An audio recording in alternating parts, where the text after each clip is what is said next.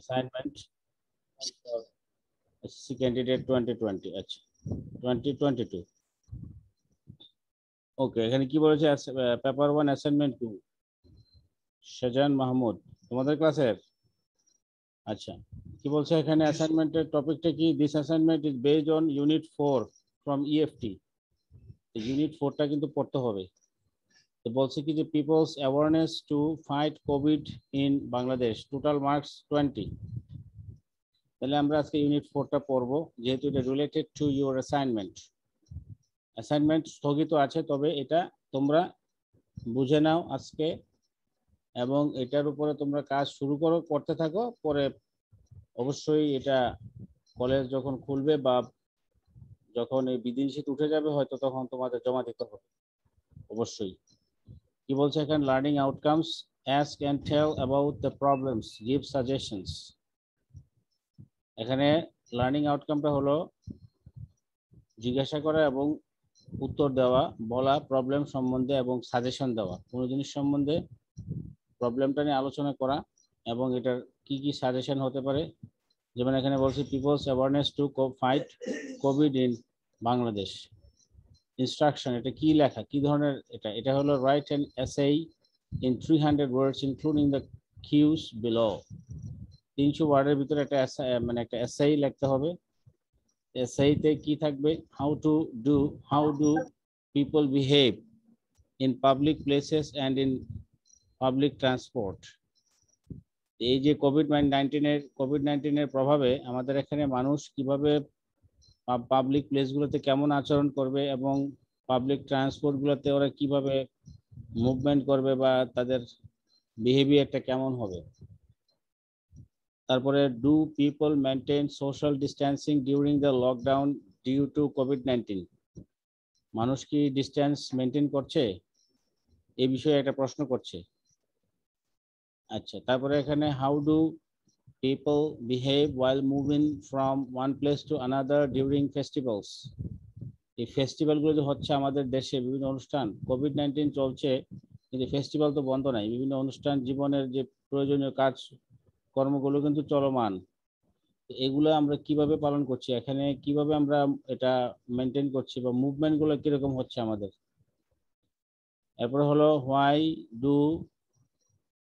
Do they do that, how do people behave while moving from one place to another during festivals. ফেস্টিভ্যালের সময় মানুষ কেমন behave করে moving করার সময়, অর্থাৎ যখন অনুষ্ঠান হয় তখন মানুষ কিন্তু জাতীয় আমাদের ঈদের সময় বা আমাদের অন্যান্য যেসব অনুষ্ঠান রয়েছে, উৎসব রয়েছে, এগুলো তখন মানুষ কিভাবে মুভ করে এক জায়গা থেকে আরেক জায়গায়, এবং ওই মুভ করার সময় তাদের বিহেভ গুলো কেমন হয় মানুষের। Why do they do that, এই বিহেভ গুলোর ক্ষেত্রে ওই বিহেভ গুলো কেন হয়, এমনটা কেন হয়, এটা এখানে প্রশ্ন করছে। What could be the impact of such behaviour, এই ধরনের আচরণ, অর্থাৎ যে আচরণটা তুমি বলবা, যে আচরণটা খুবই ভালো হয় অথবা আচরণটা খুবই অ্যাগ্রেসিভ হয়, হ্যাঁ, এটা কেন হয় এবং এটার ফলে প্রভাবটা কি হয়, ইম্প্যাক্টটা কি হয়, কেন করে, ইম্প্যাক্টটা কি হয়। What could you do as a responsible citizen of the country to prevent such behaviour, এই ধরনের আচরণ তুমি রক্ষা করা, এই ধরনের আচরণ থেকে মানুষকে প্রিভেন্ট করার জন্য বা এই ধরনের আচরণ মানুষ না করে এই জন্য তুমি কি করতে পারো। আচ্ছা, এখানে টিচারের অ্যাসেসমেন্টটা কিভাবে করবে teacher? The teacher will assess students' work using the following lenses or making criterion. Then he or she will aggregate the individual marks on each category for students' achievement. Score on this assignment. বলছে যে গ্রামারের ক্ষেত্রে কি করবে? Only 1 or 2 mistakes in total. গ্রামারে সর্বোচ্চ 4 দিতে পারবে। এই 4 এর মাঝে কি হতে হবে, যে সর্বোচ্চ একটা দুটো ভুল হলে সেখানে 4। Mistakes in less than a third of the sentences, 3টার বেশি ভুল হলে সেখানে 3টার বেশি গ্রামারের ভুল হলে সেখানে 3 পাবে গ্রামার অংশে। Mistakes in more than half the sentence, অর্ধেক এসের অর্ধেক, এসেতে অর্ধেক সেন্টেন্স ভুল, গ্রামারের মিস্টেক, দেখেন 2 পাবে গ্রামার পার্টে। Mistakes in more than 2/3 of the sentence, অর্থাৎ 2/3 অফ দ্য সেন্টেন্স, এগুলোর মধ্যে 3 ভাগের 2 ভাগ সেন্টেন্স গুলোতে গ্রামারের ভুল রয়েছে, 1 পাবে। আর মিস্টেক ইন অলমোস্ট অল সেন্টেন্সে, সব সেন্টেন্সে ভুল, তাহলে এখানে একদম 0, গ্রামার পার্টে সে 0 পাবে। ভোকাবুলারিতে কি হবে? ভোকাবুলারি ভ্যারিড অ্যান্ড অ্যাপ্রোপ্রিয়েট, বিভিন্ন ধরনের ভোকাবুলারি ব্যবহার করা হয়েছে, অর্থাৎ সিনোনিম বেশি ব্যবহার করেছে, সুন্দর, মানে তার স্টক অফ ওয়ার্ড খুব ভালো, এবং অ্যাপ্রোপ্রিয়েটলি ব্যবহার করেছে। শুধুমাত্র ভালো থাকলে হবে না, ব্যবহার করাটা জানতে হবে, তাহলে সে 4-এ 4 পাবে। ভোকাবুলারিতে 4 সর্বোচ্চ। যদি এমন হয় যে সাম মাইনর ভোকাবুলারি এরার্স, অনেক শব্দ জানে কিন্তু ঠিকভাবে কোথায় ব্যবহার করতে হবে এটা জানে না, সেক্ষেত্রে 3। সাম সিরিয়াস মিসইউজ অফ ভোকাবুলারি, শব্দ জানে কিছু, কম জানে, তবে যা ব্যবহার করছে সেগুলো আবার মিসইউজ করছে, যেখানে যে শব্দটা যেভাবে ব্যবহার করা দরকার ওটা এভাবে করতে পারছে না, আবার শব্দও কম জানে, সেক্ষেত্রে 2। ফ্রিকুয়েন্ট রেপিটিশন অ্যান্ড ভেরি লিমিটেড, শব্দের ভান্ডার তার খুবই দুর্বল, একই শব্দ বারবার ব্যবহার করে এবং সে লিমিটেড ওয়েতে সে শব্দ ব্যবহার করে, 1। আর ভোকাবুলারি একদম অপর্যাপ্ত, একদম উল্টাপাল্টা ব্যবহার করে, সেক্ষেত্রে তার এখানে 0 পাবে। ওকে, তারপরে এখানে স্পেলিং এন্ড পাংচুয়েশন, তাহলে এখানে প্রথমে দেখবে গ্রামার, তারপরে ভোকাবুলারি দেখবে, তারপরে এখানে তোমার স্পেলিংটা দেখবে,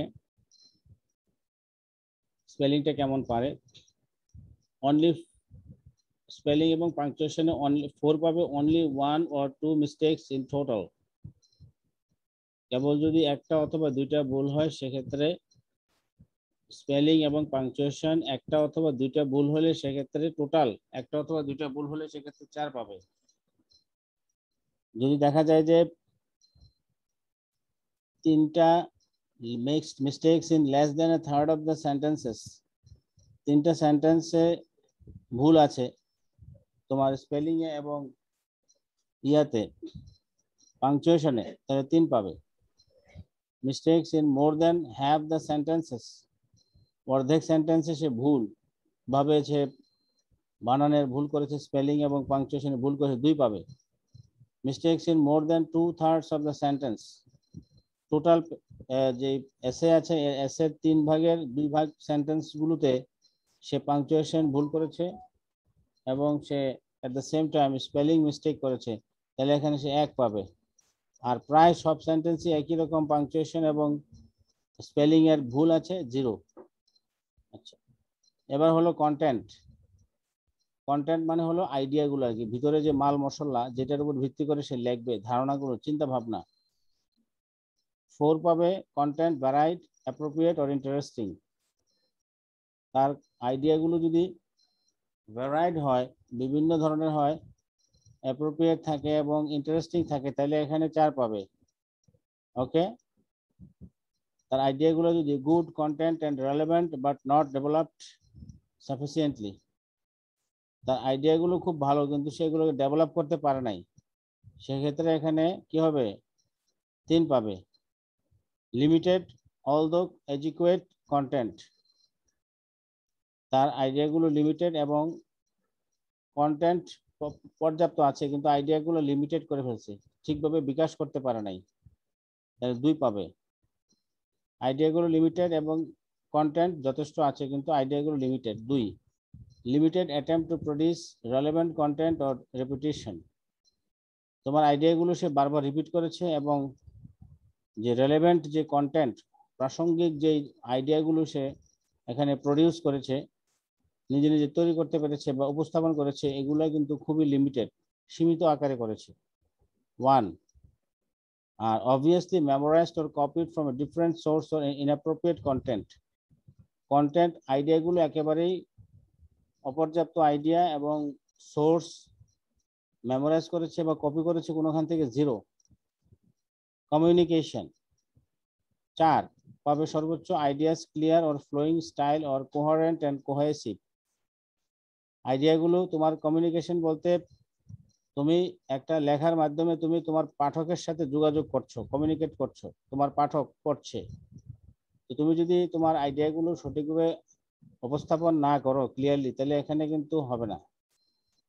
ফ্লোয়িং স্টাইল, তোমার আইডিয়াগুলোর তুমি যে লেখাটা কথাটা উপস্থাপন করছো, এখানে তোমার ফ্লোয়িং স্টাইল, ফ্লো কিভাবে এটা প্রবাহিত হবে, এটা স্টাইলটা কিন্তু তোমাকে নির্ধারণ করতে হবে যে কিভাবে আমি আমার ডেলিভারিটা দিব। ডেলিভারি কোহারেন্ট, প্রাসঙ্গিক কিনা, কোহেসিভ, একটার সাথে একটার যোগ সামঞ্জস্যতা আছে কিনা, একটা ধারণার সাথে একটার কথার মিল আছে কিনা, কথার যদি একটার সাথে একটা আসক্তি না থাকে, আন্তঃসংযোগ না থাকে কথার মধ্যে, ধারণাগুলোর মধ্যে, এবং ধারণাগুলোর মধ্যে যদি কোহারেন্ট না থাকে, প্রাসঙ্গিকতা না থাকে, তাহলে কিন্তু হবে না। তাহলে এখানে তোমার কথাগুলোর মধ্যে প্রাসঙ্গিকতা এবং একটার সাথে একটা সেন্টেন্সের সাথে একটা সেন্টেন্সের বা ধারণাগুলোর তোমার এখানে আন্তঃসংযোগ থাকতে হবে, ফ্লোয়িং স্টাইল থাকতে হবে, আইডিয়াগুলো ক্লিয়ার থাকতে হবে, তার জন্য 4 পাবে।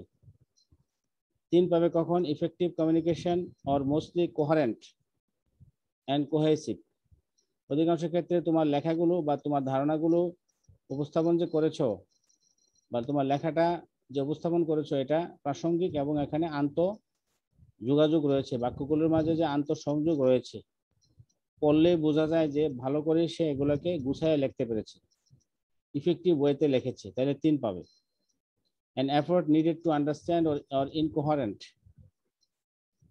তোমার লেখাটা পড়ে আমার কাছে মনে হচ্ছে যেন বাক্যগুলোর মাঝে কোনো সংযোগ নাই, এক কথা বলছে এক জায়গায় এবং এই কথার প্রাসঙ্গিকতা অন্য আরো 4-5 সেন্টেন্স পরে এই কথার প্রাসঙ্গিকতা পাওয়া যায়। অর্থাৎ কথা যে বলছে এগুলোর মধ্যে কোনো ধারাবাহিকতা নাই, কোনো মিল নাই, এক কথা এক জায়গায়, আরেক কথা আরেক জায়গায়। দেখো, অর্থাৎ যে কথাটা যে সেন্টেন্সটা যেখানে লেখার দরকার ছিল ওখানে না লিখে অন্য জায়গায় লিখেছে, যার ফলে এখানে কি হচ্ছে, একটা মিসআন্ডারস্ট্যান্ডিং তৈরি হয়ে গেল। ওকে, এরপরে বলেছে যে এখানে 0 পাবে, সরি 1 পাবে কি হলে very difficult to understand or extremely disjoint text, সেন্টেন্সগুলো পরে এসেটা পরে বোঝা যাচ্ছে না যে কোনটার সাথে কোনটা রিলেটেড, সেন্টেন্স কোনটার সাথে কোনটা রিলেটেড এটা বোঝা যাচ্ছে না, মানে তার মাঝে কোনো অর্গানাইজেশন নাই, কোনো কমিউনিকেশন তৈরি হয় নাই, সে করতে পারে নাই, তার এই দক্ষতাটা নাই। আর মিনিংলেস টেক্সট, কত করে লেখছে কিন্তু এটা কোনো আগামাথা কিছু নাই, এটা মিনিংলেস। ওকে, তাহলে এখানে আশা করি বুঝতে পেরেছো। আর কারো কোনো এখানে বুঝতে অসুবিধা হলে প্রশ্ন করতে পারো। দেখো,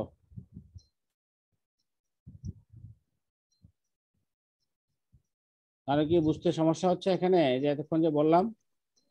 স্যার কোহেরেন্ট আর কোহেসিভ এই জিনিসটা বলতে স্যার কি ও বোঝায়? আচ্ছা, কোহারেন্ট এন্ড কোহেসিভ এটা হলো তোমার প্রাসঙ্গিকতা। কোহারেন্ট অর্থাৎ তুমি এখানে মনে করো কি নিয়ে লিখতেছো, যেমন people's awareness to COVID, awareness to fight COVID in Bangladesh. Bangladesh. হ্যাঁ, এটার কি এখানে শব্দগুলো খেয়াল করো, awareness, fight, COVID, Bangladesh, people. তোমার যত কথাই তুমি এখানে বলবা এই এসের ভিতরে, এই রচনাটা লিখতে গিয়ে তুমি যত কথাই বলবে, তুমি কিন্তু এই শব্দগুলোর সাথে রিলেটেড হতে হবে। যেমন অ্যাওয়ারনেস, তুমি এখানে এসের ভিতরে অ্যাওয়ারনেস নিয়ে কথা বলবা, সচেতনতা, কার সচেতনতা, মানুষের কি বিষয়ে, এই যে কোভিড-19 বিষয়ে সচেতনতার কথা বলবে, কিভাবে মানুষ এটা মোকাবেলা করবে, ফাইট করবে, কোথায়, বাংলাদেশে। তোমার এটা হলো তোমার স্কোপ, প্রাসঙ্গিকতা, তুমি কোন বিষয়। এখন তুমি যদি এই প্রসঙ্গ থেকে বের হয়ে অন্য প্রসঙ্গে চলে যাও, তাহলে কিন্তু তোমার এটা হইলো না, তোমার এটা কিন্তু হবে না। তোমাকে সচেতনতা, কোভিড-19 ফাইট করতে গিয়ে বাংলাদেশে মানুষের সচেতনতা কিরকম, এই বিষয়ে তোমাকে যে প্রশ্নগুলো দেওয়া হয়েছে এখানে, এই যে প্রশ্নগুলো খেয়াল করো, how do people behave in public places and in public transport. হ্যাঁ, মানুষের আচরণগুলো কেমন হয়, তাহলে এখানে বিহেভিয়ার নিয়ে কথা বলতে হবে। Do people maintain social distancing নিয়ে কথা বলতে হবে, মানুষ করে কিনা। How do people behave while moving, এক জায়গা থেকে আরেক জায়গায় যাওয়ার সময়, ফেস্টিভ্যালে বিভিন্ন অনুষ্ঠানে মানুষ কিরকম এগ্রেসিভ আচরণ করে বা কিরকম আচরণ করে, এটা নিয়ে কথা বলতে হবে। এটা কিন্তু অ্যাওয়ারনেসের সাথে রিলেটেড, মানুষের সচেতনতার সাথে রিলেটেড। তারপরে why do they do that, এই যে এগুলা, এই যে মানুষ যে বিভিন্ন ঈদে বিভিন্ন অনুষ্ঠানে যে আচরণগুলো করে, বিভিন্ন জায়গায় যানবাহনে, গাড়িতে, লঞ্চে, ট্রেনে, তাদের এই এগ্রেসিভ আচরণগুলো কেন করে মানুষ, এটা কিন্তু মানুষের অ্যাওয়ারনেস, যে তারপরে ফাইট কোভিড-19 এগুলোর সাথে কিন্তু related. What could be the impact of such behaviour, এই বিহেভিয়ার গুলোর ইম্প্যাক্টটা কি, এটা কিন্তু কোভিড-19 সাথে related. What could you do as a responsible citizen, এটা কিন্তু এটাকে প্রিভেন্ট করার জন্য তুমি কি করতে পারো, এটা কিন্তু ওই যে অ্যাওয়ারনেস কোভিড-19, হ্যাঁ, ইন বাংলাদেশ, এটার সাথে রিলেটেড। অর্থাৎ এইটার সাথে, এই টপিকসের সাথে রিলেটেড যদি না হয়, তাহলে তোমার এটা কোহারেন্ট হবে না, সামঞ্জস্য বা প্রাসঙ্গিক হবে না। আর কোহেসিভ মানে হলো যে তোমার, তুমি যখন সেন্টেন্সগুলো লিখবে, তুমি যখন প্যাসেজটা, তুমি যখন এই যে এসেটা লিখবে, এসেটা লেখার সময় তোমার বাক্যগুলোর মাঝে একটা আন্তঃসংযোগ থাকতে হবে। ধরো তুমি কোনো একটা, ধরো তুমি প্রথম, তুমি তুমি কোনো একটা, ধরো আমরা এখানে এসে লিখতেছি, এসে মানে কি, অনেকগুলো, এসে মানে হলো যে অনেকগুলো এখানে কি থাকবে, প্যারা প্যারা প্যারা থাকবে, তাই না? অনেকগুলো প্যারা থাকবে, এটা হলো এসের নিয়ম। এখানে তুমি কিভাবে ডেভেলপ করবে, তুমি এখানে ডেভেলপ করবে কি, প্রথমে তুমি লিখবে how do people behave in public places and in public transport, এটা নিয়ে তুমি কথা বলবা। এটা নিয়ে তুমি একটা দুইটা তুমি প্যারা লিখতে পারো, এক দুইটা প্যারা বা বেশি দুই দুই তিন প্যারাও লিখতে পারো, তবে সে তোমার ওয়ার্ড লিমিট 300। তো তুমি এখানে লিখতে গিয়ে তোমার এখানে প্রাসঙ্গিক কথা থাকতে হবে, এবং একটা কথা, একটা সেন্টেন্স, অর্থাৎ সেন্টেন্স টু সেন্টেন্স তোমার একটা প্রাসঙ্গিকতা, একটা মিল থাকতে হবে। এখন একটা কথা বললা আর হঠাৎ করে আরেকটা জিনিস উপস্থাপন করলা, তাহলে এটা কিন্তু মিললো না, ঠিক আছে? অর্থাৎ একটা সেন্টেন্সের পরে আরেকটা সেন্টেন্সের কথার একটা ধারাবাহিকতা বজায় থাকতে হবে। এটাকে বলতেছে এখানে তোমার কোহেশন, বাক্যগুলোর মাঝে আন্তঃসংযোগ। আর কোহারেন্ট মানে হচ্ছে যে প্রাসঙ্গিকতা, বা কথার মাঝে তোমার প্রাসঙ্গিকতা আছে কিনা। আর কোহেসিভ মানে হলো যে তোমার কি, তোমরা ফিজিক্সে পড়ছো না যে বস্তুর মধ্যে কি থাকে, আন্তঃআণবিক শক্তি থাকে না, ইন্টারমলিকিউলার ফোর্স। একটা বস্তু কতটা শক্ত হবে এটা কিসের উপর নির্ভর করে, তার আন্তঃআণবিক শক্তির উপর না, ইন্টারমলিকিউলার ফোর্স। তাহলে এই যে এখানে একই অবস্থা, এই যে প্যাসেজে, এই যে তোমার একটা এসের মধ্যে, একটা প্যারাতে একটি বা একটা একটা সেন্টেন্সের পর আরেকটা সেন্টেন্স আসতেছে, তো তুমি একটা সেন্টেন্সের পর আরেকটা সেন্টেন্স আসতেছে, যে আগের সেন্টেন্সের সাথে পরের সেন্টেন্সের কথার একটা মিল থাকতে হবে, একটা র্যাশ থাকতে হবে, এই যে একটা আন্তঃসংযোগ থাকতে হবে, তার আর নাহলে কিন্তু এখানে এটা সুন্দরভাবে উপস্থাপন হবে না। এই কথাটাই এখানে বলছে। আশা করি বুঝতে পারছো। আর কারো কোনো কিছু জানার আছে এই বিষয়ে, বলো। জি স্যার, আমার স্যার আরেকটা স্যার প্রশ্ন আছে স্যার, মানে হ্যাঁ, টাইটেলটা তো যে ওইটাই হবে, people's awareness to fight COVID right, in Bangladesh. টাইটেলটা ঠিকভাবে দিতে হবে। অনেকে দেখা যায় যে অ্যাসাইনমেন্ট করতে গিয়ে এই যে টাইটেলই লেখে না।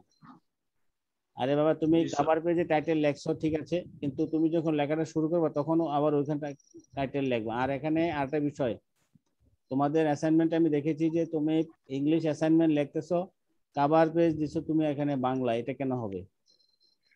তোমার তো কভার পেজ স্যার, অলরেডি একটা আছে না, তুমি ওইখানে, যেহেতু তুমি ইংলিশে অ্যাসাইনমেন্ট, সাবজেক্ট ইংলিশ, তুমি এখানে কভার পেজ ইংলিশ আছে, ওটা তুমি ইউজ করো। টিচারের নাম, তুমি ইংলিশ অ্যাসাইনমেন্ট লিখতেছো, টিচারের নাম লেখো বাংলায়। তুমি টিচারের পদবীর নাম, তার কোন পদবী সে, তুমি এটা জানো না, তুমি টিচারের নামটাই জানো না।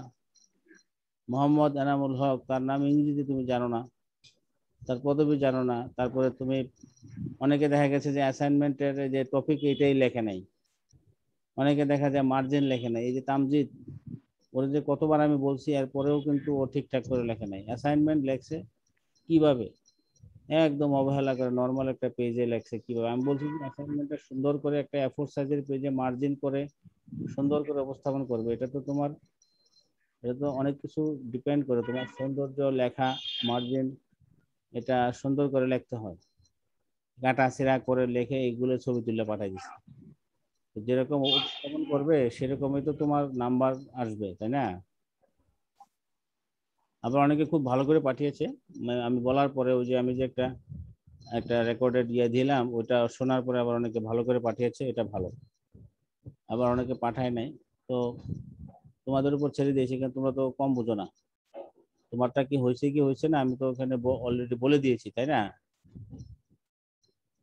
আর হ্যাঁ, এখানে ওই যে ইয়ার বিষয়টা খেয়াল রাখতে হবে যে কভার পেজটা ঠিকভাবে ইউজ করবে। আর হইলো টপিকটা যেটা তোমার অ্যাসাইনমেন্টের, যেটা এই যে যেমন এটা পিপলস, এই যে awareness to COVID in Bangladesh, এটা ঠিকভাবে লিখতে হবে। এবং বাকি যে রোল, তোমার অন্যান্য যে বিষয়গুলো আছে এগুলো ভালোভাবে লেখে কিন্তু সুন্দরভাবে। আর ওই যে অ্যাসাইনমেন্টটা লিখতে গিয়ে অনেক সময় ওই যে তোমার পেজে পিডিএফ করতে গিয়ে পেজে উল্টাপাল্টা করে ফেলছি, 1 নাম্বার পেজ পরে 3 নাম্বার পেজ আগে, এই যে এইগুলো তো আরেক সমস্যা। এরপরে এই যে উল্টাপাল্টা হয়ে যায়, যেমন একটা পেজ বাঁকায় আছে, একটা পেজ ল্যান্ডস্কেপ, আরেকটা হলো পোর্ট্রেট, তাহলে আমি কিভাবে দেখবো, খাতা চেক করবো কিভাবে? তুমি এগুলোকে সবগুলোকে তুমি পোর্ট্রেট আকারে দিবা। ওকে, ল্যান্ডস্কেপ দিলে ল্যান্ডস্কেপ দেওয়ার দরকার নেই, পোর্ট্রেট আকারে দিবা, তাহলে তোমার আমার দেখতে সুবিধা হবে। এই যে অনেকে একটা পেজ করে ল্যান্ডস্কেপ, একটা পেজ করে পোর্ট্রেট করে সে পিডিএফ করে দিতে, এই যে আরেক আরেক যন্ত্রণা ঝামেলা। আরেকজন দেখলাম যে সে অ্যাসাইনমেন্ট পাঠিয়েছে, তবে এটার সাথে সে কভার পেজই দেয় নাই। এইসব বিষয়ে তোমাদেরকে সচেতন এবং সতর্ক থাকতে হবে। আর কোনো সমস্যা আছে এই বিষয়ে বলো, এখানে বুঝতে কোনো অসুবিধা আছে? আর স্যার একটা স্যার প্রশ্ন আছে স্যার। বলো। মানে যে টাইটেলটা লিখলাম এরপরে কি স্যার ডাইরেক্ট কোশ্চেন মানে কোশ্চেন অনুসারে লিখতে থাকবো নাকি আগে স্যার অন্য কিছু লিখতে পারবো, মানে আরেকটা ভূমিকা বিষয় আমি কিভাবে বলে করবে? দেই, এই যে তোমরা এই যে তোমাদের যে অ্যাসাইনমেন্টের যে ইয়াটা আছে না, এটা এটা একটু জি স্যার। অ্যাড করে দিলে মনে হয় ভালো হয়। সফট কপিতে তুমি ধরো প্রথমে কি দিলা, প্রথমে তুমি ইয়াটা দিলা, তোমার কভার পেজটা দিলে, কভার পেজের পরে তুমি এটা অ্যাড করে দিবা সুন্দরভাবে, ভালো রেজলিউশনে অ্যাড করবে। এই যে এইটা সহ কিন্তু অ্যাড করবে, এই যে এটা আছে না, স্কোর অ্যাসাইনমেন্ট গ্রিড, এটা সহ কিন্তু অ্যাড করবে। আর কারণ অনেক সময় খাতা দেখার সময় এগুলো খুঁজে পাই না, কারণ অনেক খাতা দেখতে হয়, বিভিন্ন সেকশনের একটার সাথে একটা গোলমাল লেগে যায়। তুমি যদি এটা ভালো করে, এটা যদি প্রশ্নের সাথে তুমি অ্যাটাচ করে দাও, তাহলে আমার দেখতে বা যে টিচার দেখুক তার জন্য আসলে একটু ইজি হয়। আর যদি এগুলো অ্যাটাচ করে না দেওয়া হয়, তখন খাতা দেখতে বসে আবার এগুলো খোঁজা একটা খুব ঝামেলা হয়ে যায়। তো কাজে তোমরা একটু সুবিধা হবে, সবাই যদি অ্যাসাইনমেন্টটা করার সময় এই যে এটা ভালো রেজলিউশন, এটা যে পাঠাইছে তার এটা পিডিএফ থেকে পাঠাইছে খুব ভালো রেজলিউশনে, এটা তুমি যদি একটু ভালো করে ছবি তুলে বা এরকম এটা করে অ্যাটাচ করে দাও ভালো রেজলিউশন করে, তাহলে টিচারের জন্য খাতা দেখতে এবং অ্যাসাইনমেন্টটা মূল্যায়ন করতে খুব সহজ। প্রশ্নের ভিতরে মানে ইয়াতে অ্যাসাইনমেন্টের ভিতরে কোশ্চেনটা আছে, কাজে আমি খুব সহজে আমি এটা দেখতে পারি। আবার যদি খুঁজে বের করতে হয় সমস্যা। তারপরে আর কারো কোনো সমস্যা আছে বলো। স্যার আর স্যার একটু কোশ্চেনটা হলো স্যার কভার পেজটা কি স্যার বাংলা দিলে সমস্যা হবে? আমি আবার স্যার সবগুলো না স্যার না না, প্রিন্ট করে বাংলা ফেলে দিবে স্যার কেন, অলরেডি। তোমার কাছে ইংরেজি কভার পেজটা আছে না নাকি? না স্যার নেই তো, এটাই তো স্যার ওটা তুমি একটা প্রিন্ট বাংলাটাই করে আছে। নাও, সাদা কালো একটা প্রিন্ট করে নাও, একটা প্রিন্ট করলে ওটা থেকে তুমি অনেক ফটোকপি করতে পারবে। আর তোমার তো শুধুমাত্র ইংরেজি অ্যাসাইনমেন্টের পারে না তুমি দিবা, আর নাহলে তো অন্যান্য অ্যাসাইনমেন্ট গুলো তোমার বাংলাতে যেটা আছে ওটা দিলেই তো চলবে। 5 টাকা নিবে একটা প্রিন্ট করতে, এখন তো দোকানপাট সবই খোলা, আর এখন তো বন্ধই, এখন দরকার নাই, তুমি লেখা শেষ করো তোমার। আর এটা তো খুব স্বাভাবিক বিষয়, এটা তো যে কোনো মুহূর্তে তুমি প্রিন্ট করতে পারো, এটা কোনো ব্যাপার না। স্যার ইংলিশ ভার্সনটা কি মানে স্যার দিয়েছে, মানে মানে ইংলিশ ভার্সনের যে কভার পেজটা দিয়েছে ওইটা আমরা কপি করবো, এটাই তো স্যার বলছেন? আরে ইংলিশ ভার্সন না, অর্থাৎ ইংরেজি সাবজেক্ট, এই জন্য একটা ইংলিশের যে কভার পেজটা আছে ওইটা ব্যবহার করবে, সুন্দর হবে। ঠিক মানে আছে। স্যার ইংলিশ লেখারও স্যার কভার পেজ আছে? এটা স্যার জিজ্ঞেস করলাম, আমি স্যার জানি খালি বাংলাটা আছে এর জন্য। আরে কভার পেজ তো দুটাই দিছে তো, একটা কভার পেজ ইংলিশে, একটা ওকে কভার স্যার। পেজ বাংলাতে। তুমি ওকে যখন স্যার, তাহলে ইংরেজি স্যার অ্যাসাইনমেন্ট ইংলিশটা করবা, দেখবো। ইংরেজি সাবজেক্টে, তখন তুমি ইংরেজি কভার পেজটা ব্যবহার করবা, অসুবিধা কি? Okay sir. Okay sir. এরপরে যদি কারো অন্য সমস্যা থাকে তাহলে সেটা আমার সাথে কথা বললে আমি বলে দিব আর কি কি করতে হবে।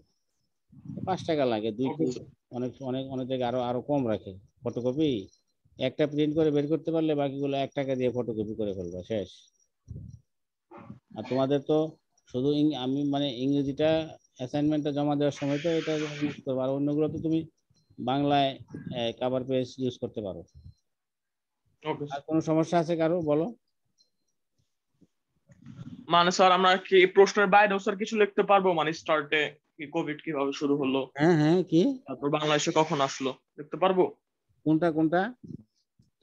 মানে এখানে সাবজেক্ট প্রশ্ন দেওয়া আছে না 6টা, এর বাইরেও কিছু আমরা কিছু লিখতে পারবো, মানে প্রশ্নের মধ্যে অন্তর্গত না না, মানে কিন্তু সেটা মানে তুমি অ্যাসাইনমেন্ট সাথে হ্যাঁ প্রাসঙ্গিক। কিছু বিষয় আছে, তোমাকে গুছাই লিখতে গেলে তুমি হয়তো একটু ব্যাকগ্রাউন্ড একটু বর্ণনা করবা।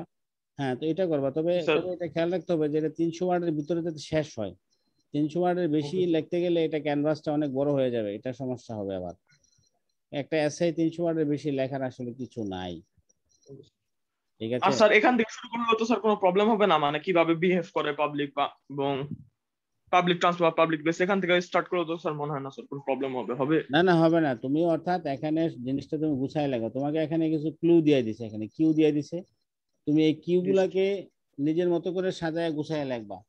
ভূমিকাটা তুমি একটা নিজের মতো করে শুরু করতে পারো, একটু ব্যাকগ্রাউন্ড দিয়ে একটু শুরু করতে পারো। কথাটা কবে থেকে শুরু হয়েছে, অর্থাৎ তুমি যাই লেখো না কেন যতটুকু তুমি গুছায় লিখতে পারো। তবে গুছানোটা যাতে জি 300 ওয়ার্ডের ভিতরে বেশি হয়, এটা হলো কথা। 300 ওয়ার্ড পর্যন্ত তোমাকে লিমিট দেওয়া হয়েছে, এর ভিতরে তুমি এটাকে সুন্দর করে, অর্থাৎ কম কথার মধ্যে তুমি পুরো জিনিসটাকে ফুটায় তুলবা। যে যত বেশি ফুটায় তুলতে পারবে তার তত বেশি যোগ্যতা, দক্ষতা। Okay sir. বুঝতে পারছো? জি স্যার। আর কোনো প্রশ্ন আছে কারো এই বিষয়ে? করতে পারো। 10-20 ওয়ার্ড বেশি হলে আবার স্যার নাম্বার কাটে। হ্যাঁ, স্যার 10-20 বেশি ওয়ার্ড হলেও বেশি হলে কি সমস্যা স্যার নাই, দশ প্রবলেম, বিশ ওয়ার্ড লাস্ট বার আরে হয়েছিল। এটা তো কোনো ব্যাপার না, 10-20 ওয়ার্ড। এটা তো বলছে যে 300 ওয়ার্ড একটা মিনিমাম একটা স্ট্যান্ডার্ড। 10-20 ওয়ার্ড বেশি হলে কি ও হবে, স্যার এটা এটা মিনিমাম, তাহলে তো স্যার ভালো, তাহলে তো অনেক। 10-20 ওয়ার্ড বেশি হলে ভাবছিলাম এটা ম্যাক্সিমাম। তুমি একেবারে 350 লিখে ফেলবো, এটা তো আবার অনেক বড় হয়ে যাবে, একেবারে ক্যানভাসের বাইরে। জি স্যার। প্রত্যেকটা জিনিসের একটা সৌন্দর্য, একটা মাত্রা আছে না। মাত্রা বেশি হলে লবণ, জি স্যার। তরকারিতে লবণ অনেক বেশি দিলে কি খেতে পারবা? একটা মাত্রা না আছে, স্যার। কিন্তু প্রত্যেকটা জিনিসের একটা হিসাব আছে, মাত্রা আছে। ওষুধ বেশি খাইলে লাভ হবে, আবার অসুস্থ হয়ে যাবে মানুষ। ওষুধ যেভাবে ডাক্তার বলে ঠিক সেই পরিমাণ খেতে হবে। 300 ওয়ার্ড বলছে হয়তো, আমি বললাম যে হয়তো যে 5-7 ওয়ার্ড, 10 ওয়ার্ড, আচ্ছা 15 ওয়ার্ড, একটু বেশিও হয়, কোনো অসুবিধা নেই। কিন্তু এর বেশি গেলে তো মানে এটা তোমার নিজের কাছে অস্বাভাবিক লাগবে, এটা কিভাবে আমি মূল্যায়ন করবো? বুঝো না? তুমি টিচার হলে ওকে তুমি স্যার। তো বিরক্ত বোধ করবা, এটা কেন এত এত বেশি লাগবে কেন? এত কম কথার ভিতরে কিভাবে তুমি উপস্থাপন করতে পারবা, সে দক্ষতাটা এখানে যাচাই করা হচ্ছে। আর কেউ কিছু প্রশ্ন আছে এই বিষয়ে? না থাকলে আমি একটু ইয়াতে যাব। তোমাদের এখানে ইউনিট কত? এটা ইউনিট 4 ইএফটির। ইউনিট 4টাতে আসলে কি আছে একটু আমি দেখতে চাচ্ছি, কারণ এরা এই অ্যাসাইনমেন্টটা ইউনিট 4-এর উপরে ভিত্তি করে দিয়েছে। আমি একটু ইউনিট 4 একটু দেখব।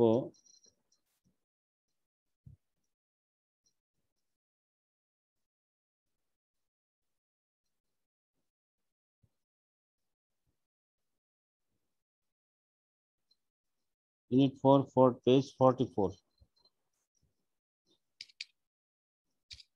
ভালো করে শোনো, পরে অ্যাসাইনমেন্ট গুলা ভালো করে না শুনে পরে করা শুরু করবা, পরে ভুল হলে বলবা স্যার বলেন নাই, জানি না। তো এগুলো কি, আমি তো বলতেছি, কথা তো বলে দিচ্ছি, তোমরা না শুনলে তো আর কিছু করার নাই।